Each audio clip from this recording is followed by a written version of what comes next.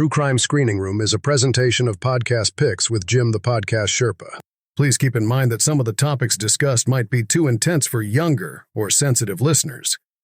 Even Jim the Podcast Sherpa conducts some of these interviews while hiding under his desk, all while holding a stuffed mountain lion named Mr. Wubby.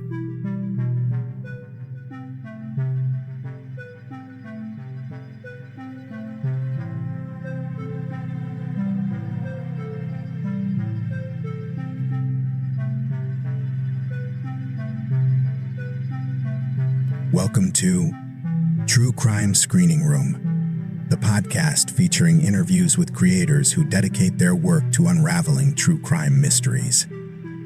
We're now entering the investigation room in the Sherpa Chalet to meet your host, Jim the Podcast Sherpa.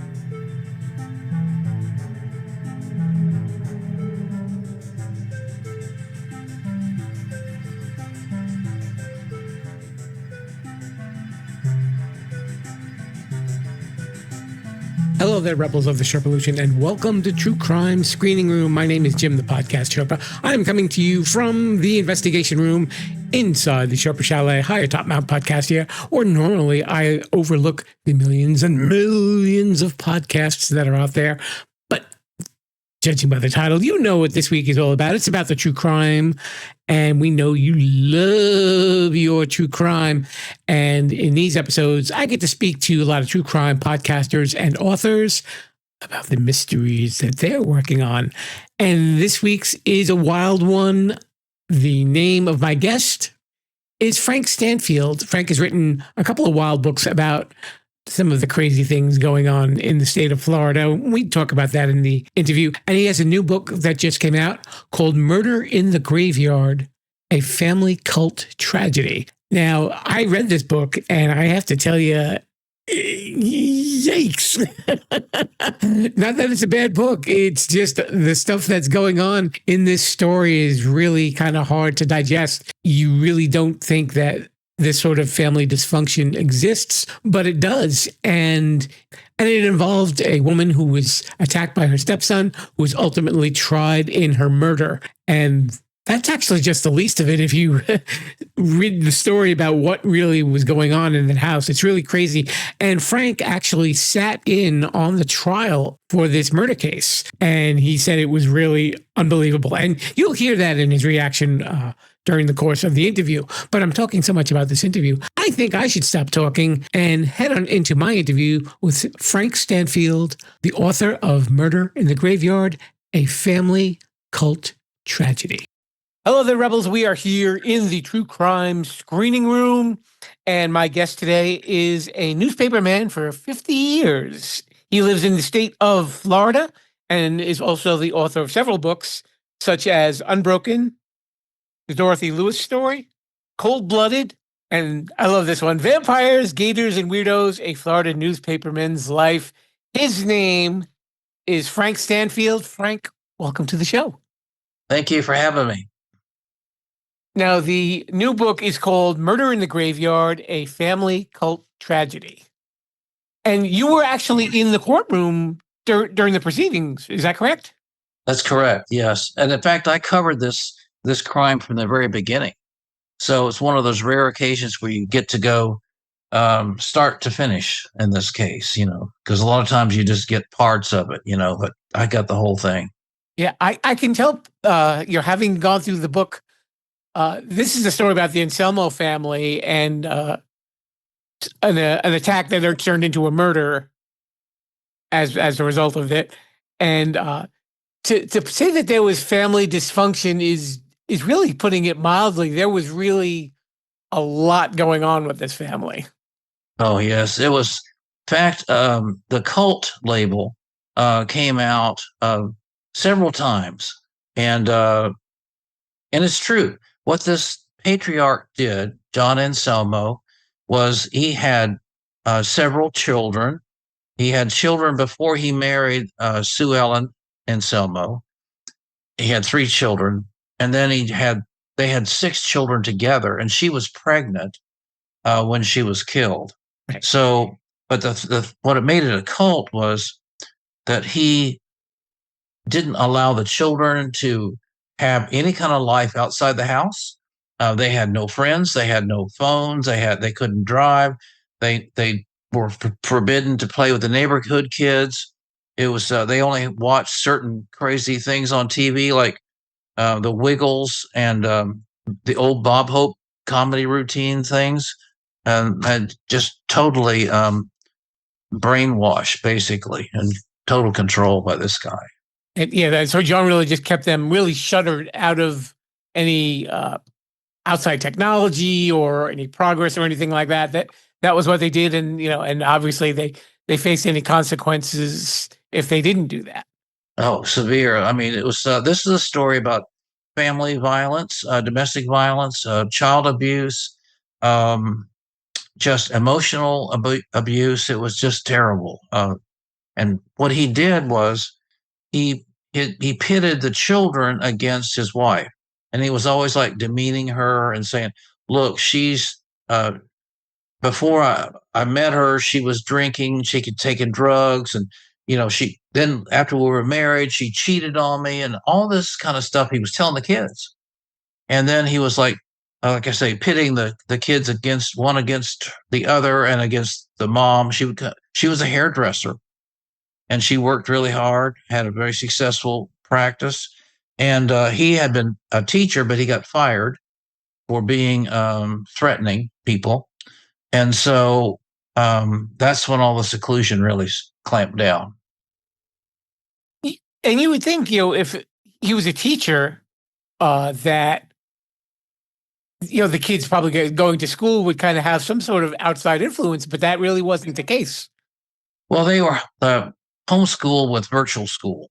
Okay. He did do that. I mean, it's until he lost his job, the two older kids, his adopted daughter, Deja, that was Sue Ellen's biological daughter, and his biological son, Ian, they had gone to public school for a few years.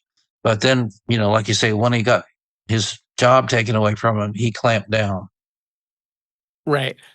And Deja was, I guess, the first one to break away. And then yes. I know they weren't allowed to have boyfriends or girlfriends, and then she met a guy, and John didn't like him. Right. And then actually, she ultimately ended up marrying the man. Yes, that's right. She did go to community college for a little while. But yeah, she met this nice fella named Dolan, and she wanted, because he was so controlling, what she did, she quote unquote ran away from home at age 18. She got on her little skateboard and went to her grandmother's house, her grandparents' house nearby. And so she made a break for it. Well, so Sue Ellen wanted her to come back home, and John says, "Are you coming back home or not?" Because she was so attached to, especially to one of the children, her step sibling. They tried to hang that over her head, and finally he said, "Okay." John says, "Okay, you can see your siblings if you join the Air Force," but then, she joined the Air Force, and then of course he pulled the offer back. No, you can't see him. And this isolated her from her mother. So they had a forced estrangement because of John. And when she reached out a couple years later, to tell her mother why she left, that's when the mother left, because what she said was, "John molested me. He assaulted me." And then, Sue Ellen was furious, and then she left. And then they went back and got 6 of the kids, the kids that she shared with John, and moved in with Deja. And so that set everything up. Did Ian go with them as well, or he stayed? He wasn't one of the ones who left, right? No, he was not. In fact, this is the story. He was like 20 years old when this happened. And he was training to be a professional wrestler. Right. So they waited till he was gone with John to Orlando to practice this wrestling thing. They went and got the kids. And then all hell breaks loose, because for days, a few days, about 3 days or so. John and Ian were badgering her, come back, and begging or bad mouthing her, and browbeating her, all this kind of stuff. And finally, Ian was like, "Look, I want to meet with you and all this." And so they set up a meeting. And this is one of the weird things about this whole thing. They set up a meeting at a cemetery near the family home. So she agrees to meet him, and then he kills her. Right. He strangled her with a telephone cord, and also what they said with his hands as well, right? And he hit her so hard in the jaw, he broke her jaw. Okay. And now I was a little confused with something in the book.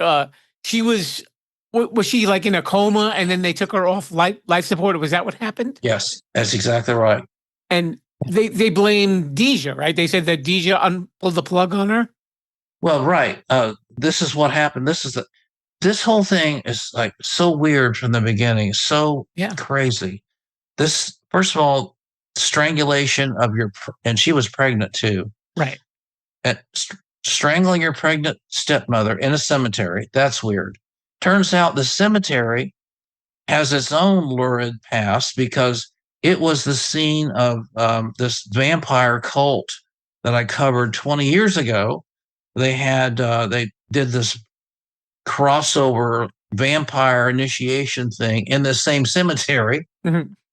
And then so she's, like you say, in a coma. They have to pull her off life support. John tells the kids, "Oh, it's Deja. She pulled the plug." Okay. She did not. She had no legal authority to do that anyway. Right. So he is so vindictive, this John Anselmo is, and so domineering, and that's his style. Yeah, I mean, and it's interesting that you draw the parallels between that being a family cult and from your previous book, because, like you said, there's the one leader who just really expects the blind following, blind obedience. Yeah, and and shuts everyone off, from the outside world. And it's I did a little research, especially on the last book about the vampire cult, because one of the defense attorneys of the teenagers in that case says, "Well, this is not a Charles Manson case." Right.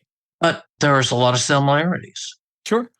Because the cult leader, he isolates the group from everybody else and keeps pounding this theology, or this ideology, I should say, into their heads until they start believing it. So there's a lot of similarities. So that's why, and the there's going to be psychologists in this story when they go to trial. So that comes out too. Even the psychologists say, yeah, it's probably a cult. And wasn't one of the younger children, one of the younger boys, also wanted to kill Sue Ellen as well? Yeah, this gives you a lot of insight to what's going on with his family. When Sue Ellen was at Deja's house with these young kids, this one boy, he's 10 years old at the time, he tries to strangle his mother with a blanket. So, and John's on the phone telling him, you need to run away, you need to go, all this kind of stuff. So he just constantly is in there prodding everybody. and in the same cemetery now. So they bury Sue Ellen in the cemetery.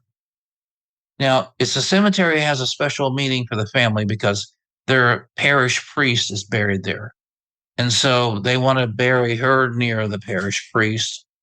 And they belong to some very small Catholic splinter group that doesn't believe in the Pope. Okay. Okay. So that tells you a lot too, probably. But anyway, so they bury her. And so Deja's putting flowers on the gravesite, but somebody's removing the flowers. So they set up a trail camera and they catch John and these kids taking the flowers off, kicking dirt around the gravesite, stuff like this. So she says, okay, here's what I'm going to do. For a little closure, it was on Easter Sunday, Easter weekend rather. She invites all her mother's friends and customers to come out to the cemetery and put flowers out, just sort of like a nice little get together kind of thing. It's different, but So then while they're doing that, John shows up with two of the children and they attack her. They attack the other people at the cemetery. They're fighting, and the one girl that was, I think she was like 16, 15 years old at the time. She's grabbing DJ by the hair and trying to gouge her eyes out, trying to choke her and stuff like that. Uh-huh. So there's a scuffle at the cemetery, same cemetery. And then because John is angry that DJ is trying to put flowers on the grave and all, he has Sue Ellen's body exhumed and cremated just for spite. Did he bear any culpability in any of this, or it really all just fell to Ian? Well, here's the thing. He blames, throughout the whole thing, he blames everything on Sue Ellen. Right. And blaming the victim, that's a good plan. Uh-huh. Because he says, well, when she left, Ian couldn't find he took two kinds of medicine. Right. He had Lexapro, was for his antidepressant, and then he had Vyvanse, which is for his ADHD. And that becomes a big issue because there's a lot of text back and forth between John and Sue Ellen. Where's his medicine? Did you take his medicine? And all that kind of stuff. He's missing his medicine. So that becomes a big deal later on. But one of the text messages to John says, well, Ian says he wants to meet with me. And I don't know what to make of it, because he told me he wanted to strangle me with my own intestines. So she says, I don't know what to make of that. She meets with him anyway and gets strangled, not with her intestines, but with a phone cord manually, and gets beat up. Ugh. I know. It's just crazy. Yeah. I mean, the whole thing is crazy. And that becomes like a insanity defense. Yeah. So, and I talk about that. Yeah, that was going to be my next question, Frank. Yeah. I mean, you sure were in it the was. courtroom when they were arguing both sides. Was Ian truly insane when he strangled Sue Ellen? Right. And so there's different arguments. One of the key arguments is for the defense is, well, he had this withdrawal from his antidepressant medicine, and that caused him to lose it, to go into psychosis. Mm-hmm. And then, of course, the defense attorney, very, very good, very interesting guy. So Richard Hornsby is his name, out of Orlando. He's a big time lawyer. So he also says, well, that's a family cult. And then it all becomes about John drove everybody crazy in this family. It's really John's fault. Right. So, that's what it becomes. So it becomes a big deal between the state's psychological expert, and then the defense experts, back and forth. And even towards the sentencing, didn't Ian kind of turn on the lawyer also? Yeah. So let me talk about the shrinks, first of all. Okay, sure. One of the things that is interesting about this is this book exposes psychologists, mental health experts, because they, not surprisingly, I suppose, they're going to just submit what they think is what they're paid to say, and making it the best case scenario for the defendant. I understand that. But their methods were, in one case, the guy blatantly left stuff out of his testimony that was in the record. In another case, one of the guys that was supposed to talk with Ian, interview him in the jail, well, he didn't get around to it because Ian was in a bad frame of mind. And then what evidence did they look at? Did they look at the body cam videos? Did they look at the hospital records? What did they look at? More importantly, what did they not look at? and that becomes a big eye opener for me anyway. And the other thing is, first of all, an insanity defense is like this. You have, and it's different from every other kind of defense because the Hinckley, remember Hinckley shot Ronald Reagan. Mhm. Well, after that, Hinckley's defense attorney said, well, he was insane. So he gets sent to a hospital instead of prison. Right. And then he gets released. And that just ticked off Congress really bad. So now the law is you have to prove defense. You have to prove that your client is insane. And to be insane, you can't know the difference between right and wrong. And you cannot know what the consequences are going to be. So if you can't prove that, and normally the burden is on the prosecutor to prove the case, but you have to, under the law, you have to make a clear and convincing case that your client was insane. Mhm. So there's that, which is a big rock to climb, because unless the defendant has a long history or some kind of history of mental illness beforehand, that's not going to fly. Okay. And the other thing is jurors don't like it. They don't like it because they think it's like you're just making an excuse for somebody. Right. Bad behavior.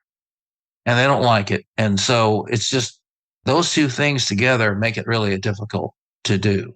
That's why it's a rare defense. So anyway, you have these dueling experts, blah, blah, blah. Then you have the state expert, and the state expert comes in and she says, no, he was not insane. And the prosecutor points out, well, one of Ian's doctor treated him for years before the murder, and then he treats him after the murder.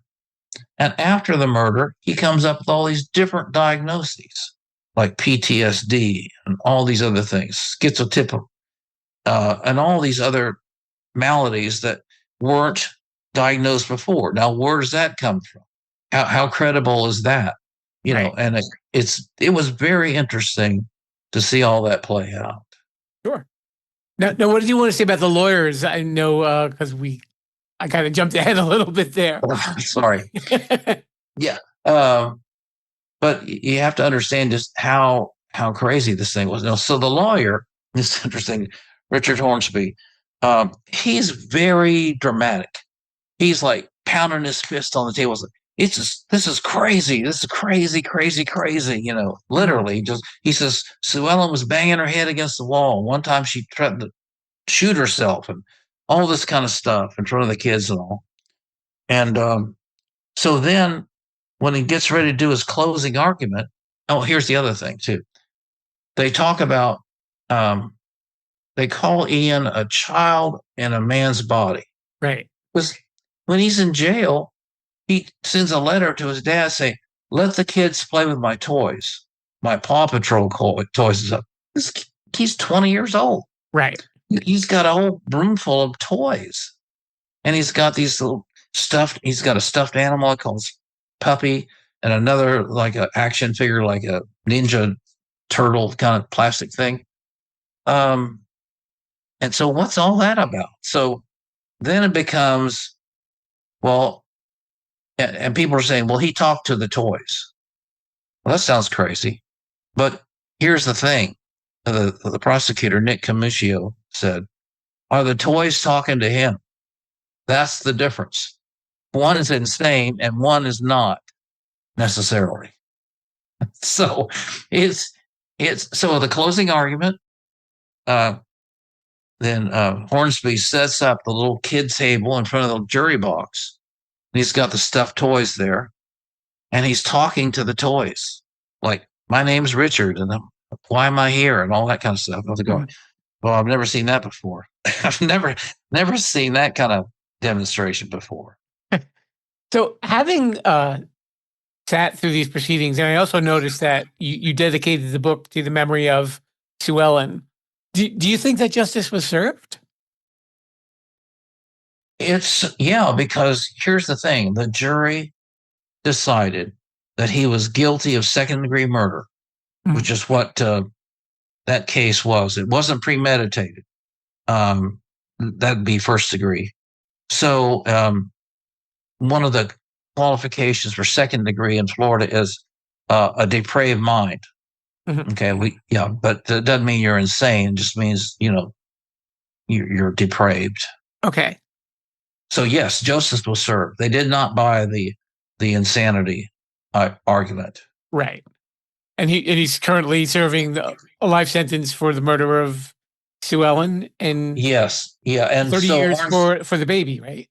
Yes, and so Hornsby had argued for a lesser sentence because he was under the influence of his dad, and he's young in his mind, and he needs special treatment and all this kind of stuff. He argued for 447 months in prison, but the judge imposed a life sentence.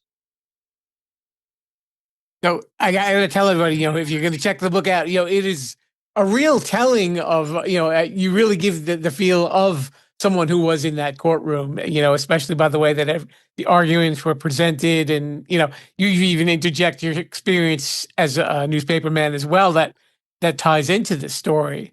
So if people like courtroom drama, this is a book they're going to be like shaking their heads, I think, a lot while they're reading it.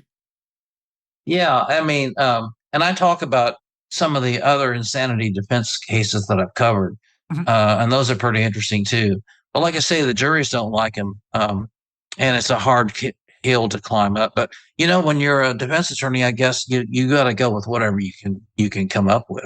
And here's the thing, of course, with defense attorneys, defense 101 is you got to focus on somebody other than your client. Don't look at this guy. You got to be looking at somebody else. So, well, let's look at the dad. Right. He's obviously a bad dude. All this kind of stuff. Sure. All right. So before I let you go, I want to go on a lighter note. Now, you wrote a book called Vampires, Gators, and Wackos, and obviously a collection of like Florida man stories, as they are known as on social media. What was probably the craziest? I mean, apart from the vampire cult and the Anselmo murder, was there anything a little bit more wacky on the goofy side?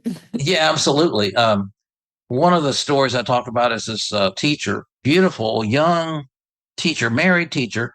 She's a middle school teacher. She has sex with one of her students, and the lawyer argues that she's too pretty to go to jail. So that was interesting. So, and then there's one of my favorite stories is the cops one night, they roll up on this guy. He's walking down the road naked. He turns around and says, "It's not as bad as it looks." And the cop says, "No, it looks pretty bad. You're going to jail." So there's all kinds of stuff like that in it. It's just funny. But yeah, there's some serious stories in there too. There's a story about how the cops just let a suspect slip right through their fingers. There's police officers that are murdered. Unfortunately, that's terrible. But one time we did a story about alligators. And so we're out on a boat, an airboat, with the game and fish people and talking about alligators and stuff. And this 3-footer swims right up to the boat. And the biologist says, "You want me to get the guy?" And my photographer, she's shooting video. "Sure, yeah, grab him." So he's holding it, and the little gator is making these squeaky noises, probably like, "Mama, help me," this kind of thing. So the wind is blowing the boat out to the middle of this lake. It's infested with alligators. So finally, we get done with the interview, and he says, "Okay." So he says, "Well, we can't let him out here in the middle of the lake because he'll just be food for the other alligators." So he says, "Here, you hold him." I go, "Say what now?" So he's wiggling all over the place, trying to get away. And I'm trying to hold on to it. And the photographer is laughing so hard, I thought she was going to fall overboard. It was pretty funny. So you get yourself into some silly things. So it's funny. So if people want to find out more about you or check out your books, where should they go? I do have a website. It's under construction right now, but it's called frankestanfield.com. And I'm on Facebook and trying to get on TikTok and, Instagram and, X and all these other things. So I'm on some of those. I got to work on my TikTok dancing though, first of all. So is it under your name where people should find it, or? Yes, just, yeah. And you'll see, this crazy fool's been a reporter for 50 years. You got to be a little nuts yourself to be doing this stuff for 50 years. So most people wise up and get into PR or something, or start selling real estate or something, Okay. His name is Frank Stanfield. He is the author of Murder in the Graveyard, a family cult tragedy. Check it out. And Frank, thanks so much for coming on the show. Thanks for having me. I appreciate it. Thanks so much to Frank Stanfield for swinging by the True Crime Screening Room. And of course, we leave you the link to his book and a lot of his other literary works. And there's some really interesting stuff going on there as well in the show notes. The show notes are those little things that made you want to listen to this podcast in the first place. Or maybe not. Maybe somebody forced you. Hopefully not forced, but I don't know. Guilted you. Yeah, guilt is good. Okay. That'll do it for me, folks. Don't forget to follow us on social media at Sherpalution on TikTok, Instagram, Threads, and on the Sherpalution YouTube channel. And by the way, if you are a fan of true crime, which I would presume if you are listening to this very episode, there is a playlist for all of the true crime episodes that I've done. So if you just want to check out those, that's fine with me. And you can get your fill of them. There's a nice little chunk of episodes there to be listened to. And a lot of them have really just fascinating stories, especially the ones that I've been doing within like the last couple of years. Really amazing stuff. So that'll do it for me. And I will see you next time. And in the meantime, if you want to hear a little bit more, Saturdays we get Sherpa Selects. And those are some of my favorite episodes from, I keep saying the first 7 seasons, and I wanted to actually issue a little correction here. There were podcasts that I put on my YouTube channel that I never treated as Sherpa Selects. So those will be going on there too. So we'll be doing Sherpa Selects for a little while longer than I expected to. I thought it was going to be done by like May or June. It's probably going to carry on through a good portion of 2026. So if you're enjoying the old stuff, and we hope that you're enjoying the new stuff as well, be sure to tune in. And until then, we will see you next week with a brand new episode, and we'll see what's going to be ready for you. Ooh, wait a minute. Let me see. I have the information right here. And, this is what we're going to do. Oh, I don't want to tell you. We want you to come back and be surprised. Okay. That's it for me, Rebels. Viva la Sherpalution.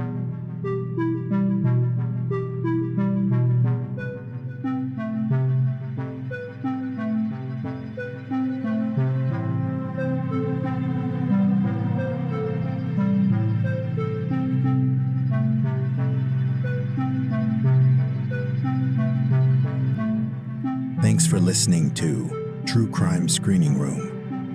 Subscribe to the show on podcast apps or the Sherpalution YouTube page. Until then, stay away from evil. And more important, viva la Sherpalution.